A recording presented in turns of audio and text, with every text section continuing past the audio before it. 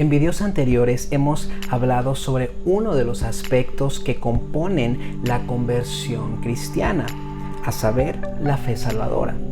Hoy veremos la otra actividad que toma lugar en la conversión, es decir, el arrepentimiento para vida.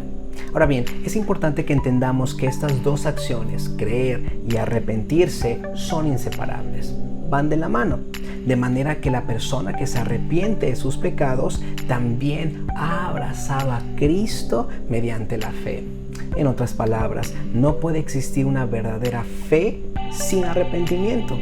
Por esta razón, algunos llaman a la conversión una fe penitente o un arrepentimiento creyente.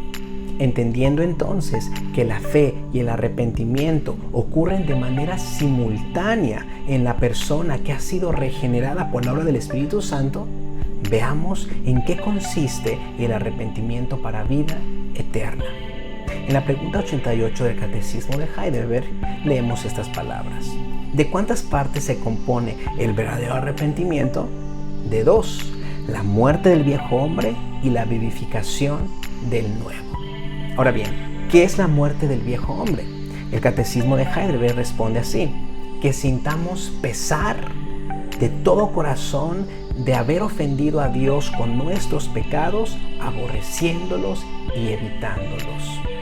Dicho de otra manera, el arrepentimiento o la muerte del viejo hombre es un cambio de mente, de corazón y de voluntad.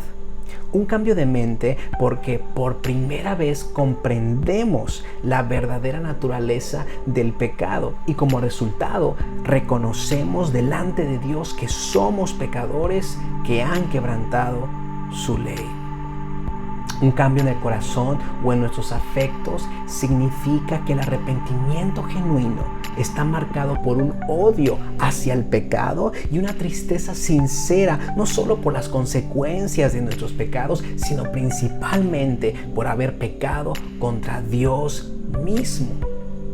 Y finalmente, el arrepentimiento implica un cambio de dirección o de voluntad.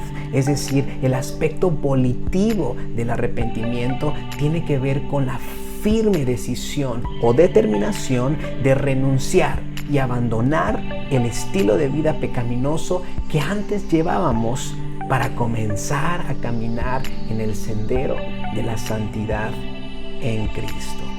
Ahora bien, el Catecismo nos dijo que el arrepentimiento bíblico está compuesto por dos partes: la muerte del viejo hombre, que es lo que hemos explicado hace unos momentos, y la vivificación del nuevo hombre. Ahora, ¿qué significa esto último? En palabras del Catecismo, es alegrarse de todo corazón en Dios por Cristo y desear vivir conforme a la voluntad de Dios, así como ejercitarse en toda buena obra. En otras palabras, el verdadero arrepentimiento producirá fruto de obediencia a Dios, el cual consistirá en hacer toda clase de buenas obras en gratitud gozosa a Dios por la salvación que nos ha dado en Jesucristo. Pero, ¿qué son esto de las buenas obras? Bueno, el Catecismo en la pregunta 91 responde de la siguiente manera: son solamente aquellas que proceden de la verdadera fe, que se hacen de acuerdo con la ley de Dios y para la gloria de Dios, y no las que descansan en nuestra propia opinión o en mandamientos de hombres.